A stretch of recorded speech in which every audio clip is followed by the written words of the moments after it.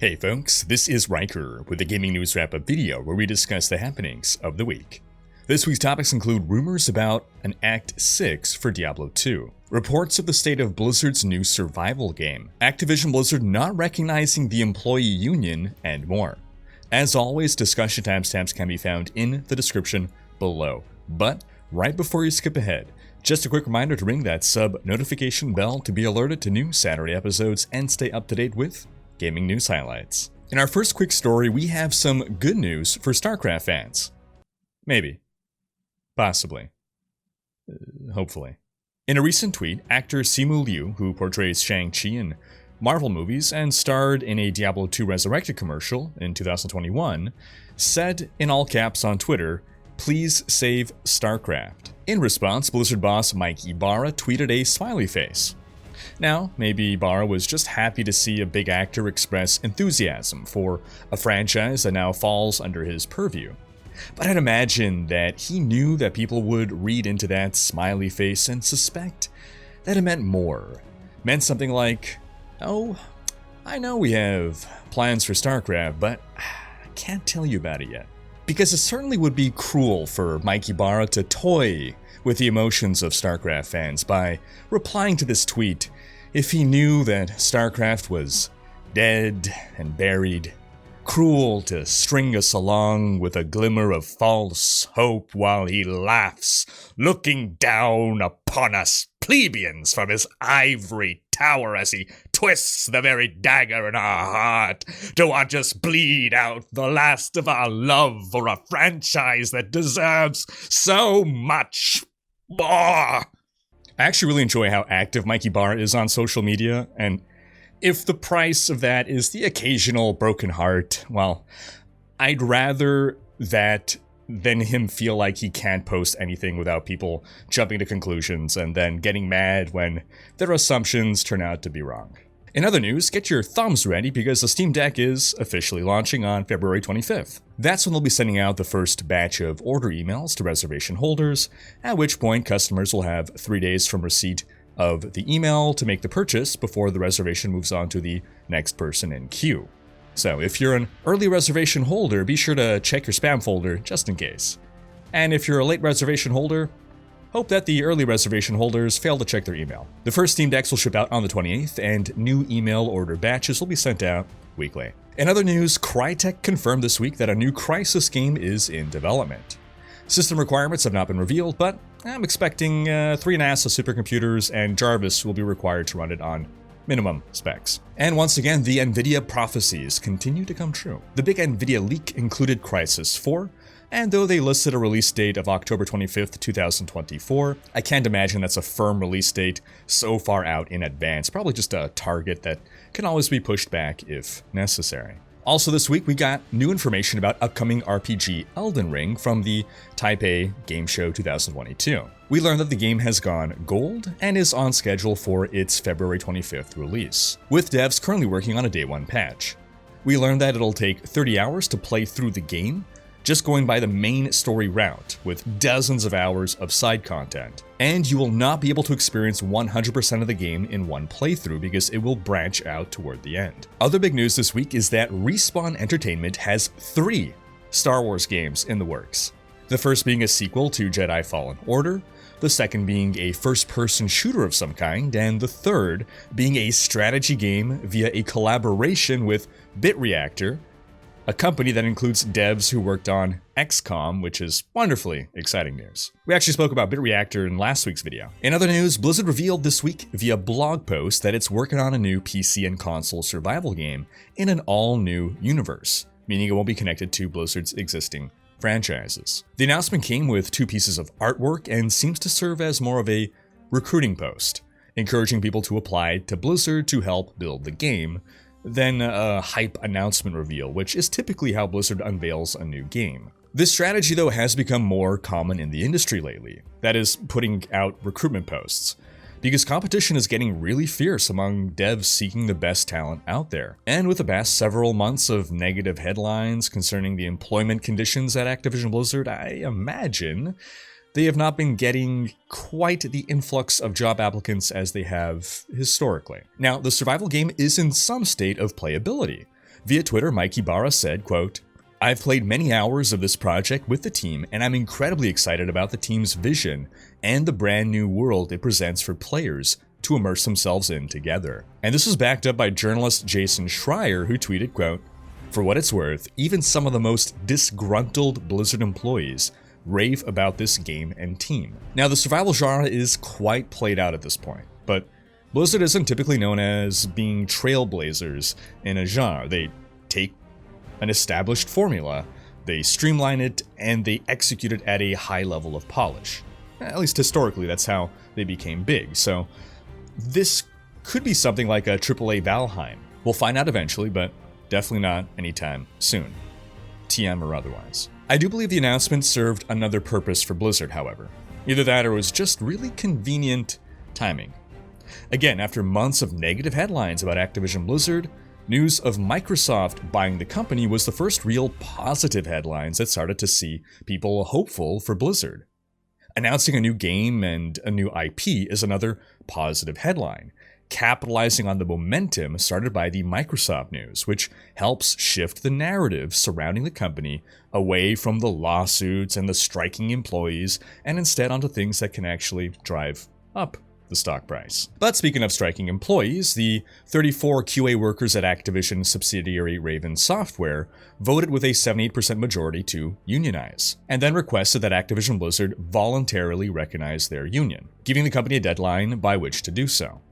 As a show of good faith, they even put an end to the strike that had been going on for almost 2 months. In response, Activision Blizzard announced structural changes within Raven. The QA department will no longer exist, with individual QA testers being instead embedded within dev teams. The company also failed to meet the deadline to voluntarily recognize the union, meaning the matter would have to pass to the government's National Labor Relations Board, who will have the relevant employees vote to unionize or not. The question now, however, is whether this vote will involve only the 34 QA workers or whether it will have to include the roughly 350 employees at Raven now that this restructuring is happening. You see, in order to be recognized, a union needs to prove a community of interest. And so if not enough distinction can be made between QA workers and other employees, then the union needs to include the other employees. Now, this might be a gambit by Activision Blizzard, believing it is less likely that a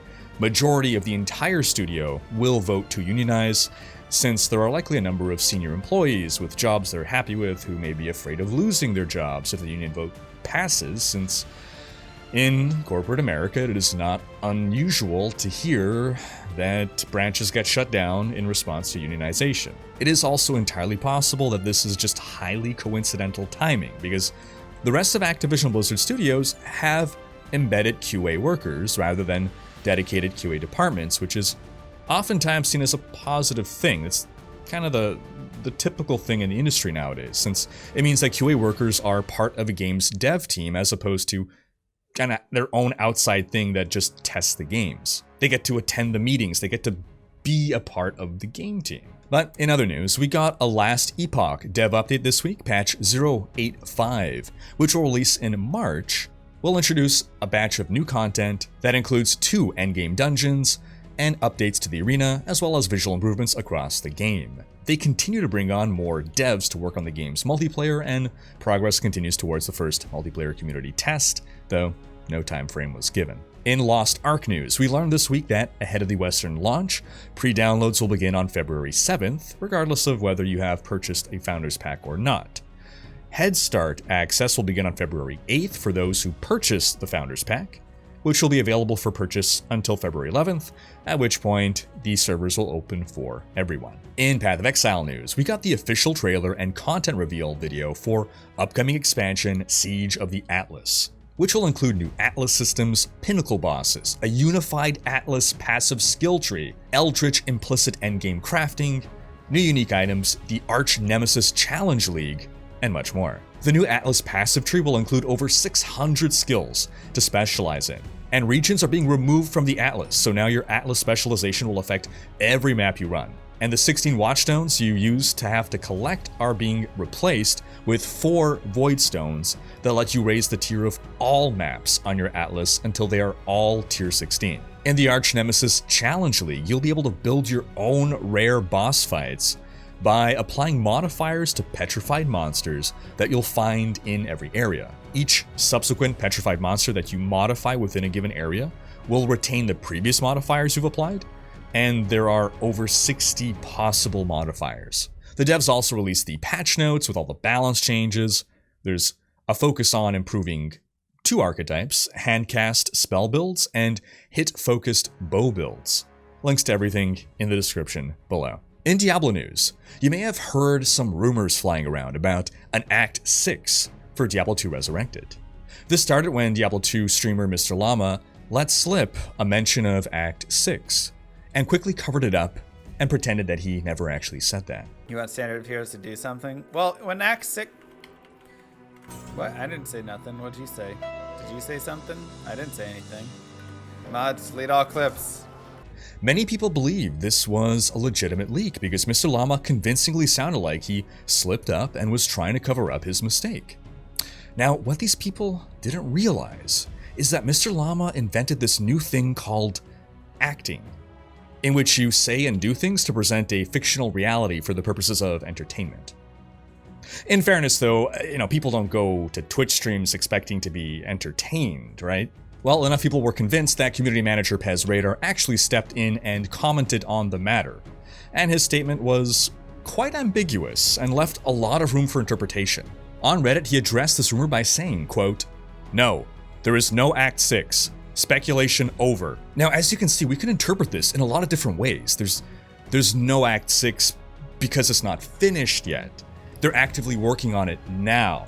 There will be an Act 6, but there is no Act 6 yet. Okay, jokes aside, because I know no matter how ridiculous I make this sound, someone somewhere is thinking I'm being serious. There's no Act 6. They're not working on Act 6. There will never be an Act 6. Microsoft will not make an Act 6. Blizzard will not commission modders to make an Act 6. Bobby Kotick isn't leaving the company with Act 6 stashed away in a suitcase. Diablo 4 is Act 6. That's where the major resources are going. And if Blizzard suddenly got an influx of resources to make Act 6, they would instead put those resources towards releasing Diablo 4 sooner, the massive project that has been costing them millions of dollars over the course of years that they need to release as soon as possible. In actual Diablo news, Blizzard boss Mike Ibarra said something noteworthy on Twitter about the Diablo franchise. Someone tweeted to him saying, quote, "There's a lot of console fans that would love a Diablo third-person action-adventure game.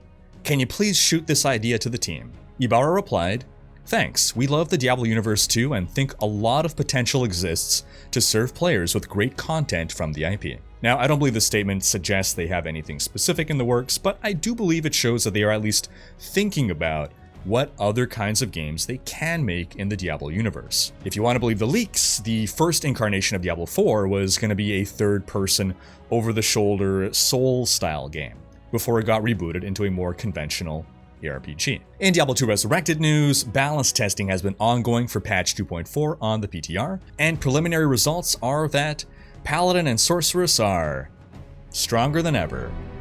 It was said that you would destroy this and not join them! Buffs to the underperforming classes or build archetypes don't seem to have quite been enough. A step in the right direction, for sure, but more work seems to be needed. Boazons are better, but not quite there. Throw barbs are better, but run out of ammo way too fast to be playable.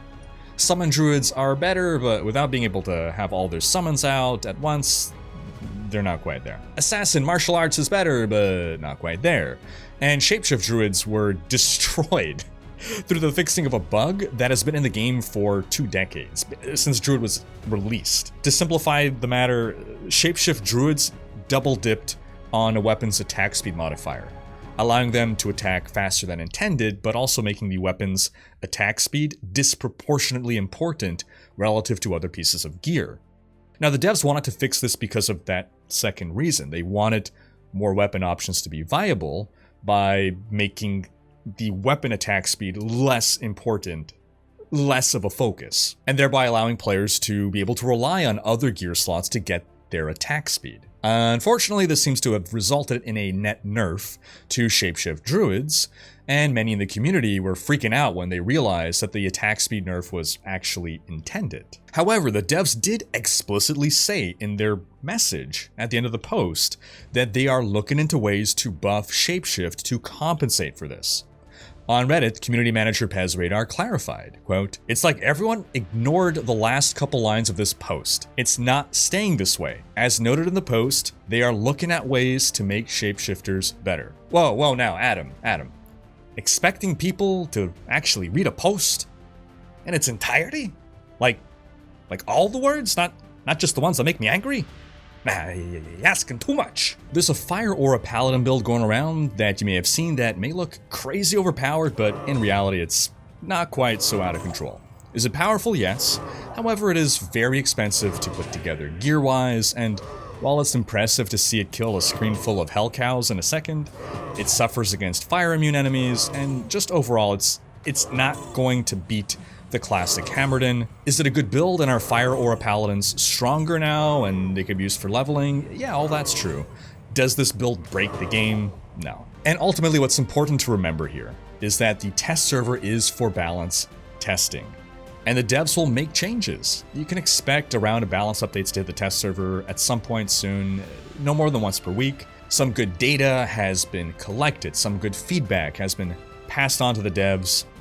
Let's see what they do with it. We also learned that the Diablo clone method is changing in patch 2.4. PezRadar stated that while the changes are not on the PTR, the Uber Diablo events will change from being IP-based to being a global event, and more details will be revealed in the future. And that's going to wrap up this week's video. But do be sure to have checked out last week's video in which we discussed how it seems confirmed that CEO Bobby Kotick will be leaving Activision Blizzard after the Microsoft acquisition completes. Thanks for watching. Special thanks to my Twitch, Patreon, and YouTube supporters for making these videos possible. If you like what you saw on this channel and want to support the creation of more content, you can consider pledging on YouTube or Patreon and unlocking behind-the-scenes content, monthly virtual hangouts, and more. If you enjoyed this video, please share it. Check out these other videos and subscribe to join Rhykker's Raiders for more gaming content.